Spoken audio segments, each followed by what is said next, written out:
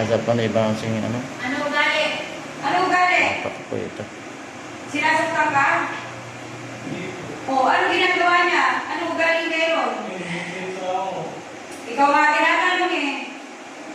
Ano ugali? Ano? Ano ugali ang ginawa sa'yo? Ano? Yan po, susundin po namin yung gulang. Sige, ikaw na lang. Yan po.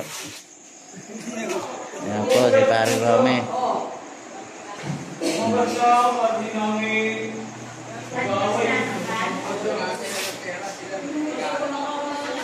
Yan po, meron akong mga tanong dito. Ito kami sa compact. Yan po. Susunduin daw yung magulang.